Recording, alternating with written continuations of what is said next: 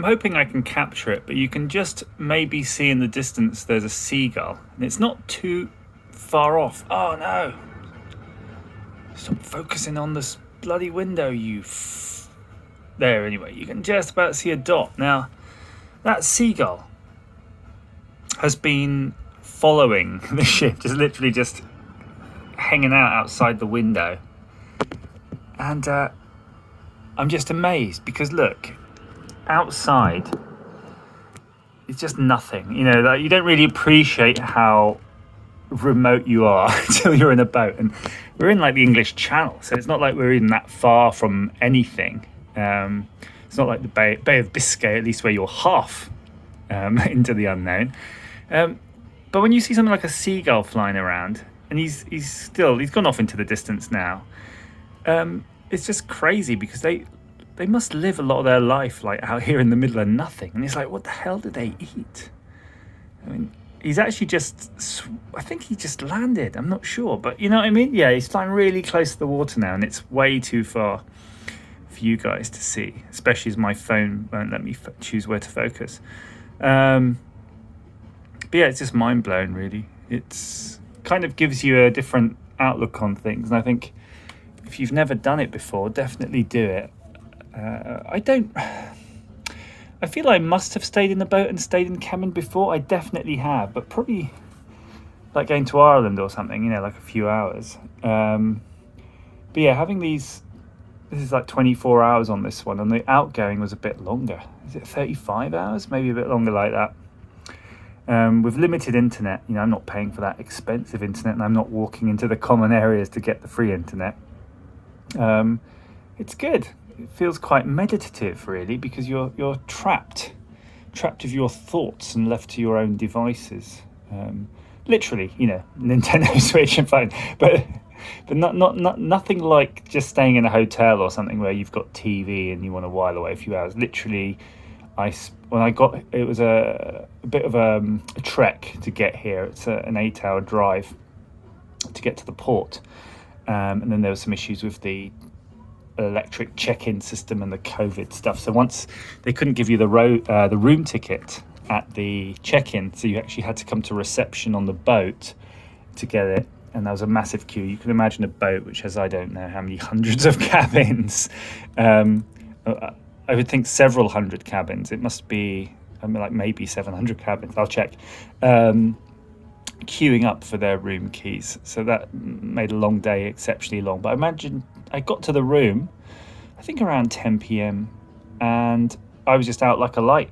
Didn't wake up till 9. So that's the longest single period of sleep I think I've had in probably a decade, which is brilliant.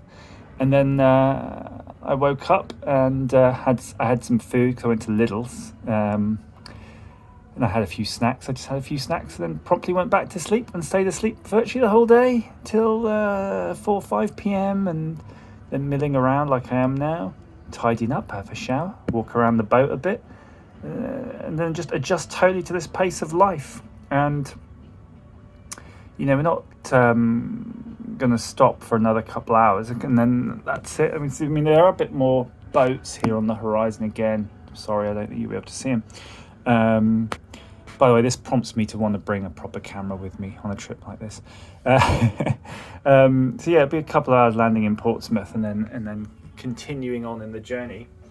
I would quite like to show you the room, but it's kind of hard with this perspective. Let me switch on some stuff here. But yeah, you can see it's got your little wardrobe. In case you haven't seen what a wardrobe looks like, you've got your mirror, your chair, your bin full of your snacks. You've got a bathroom, which is pretty cool. You've got a decent shower, toilet, sink, all the usual stuff. It's like a hotel room. I mean, really, it's good. What's nice about it is it's all really solid because everything's made of metal on a boat, so it's super solid. And you have your twin beds, of course. There is a little radio. Maybe I'll just knock that off. There we go. Hopefully we won't get YouTubed, you know, or something. Copyright from the ship radio. Yeah, this is your portal. Of course, you have hot and cold AC, so you've got really nice climate control.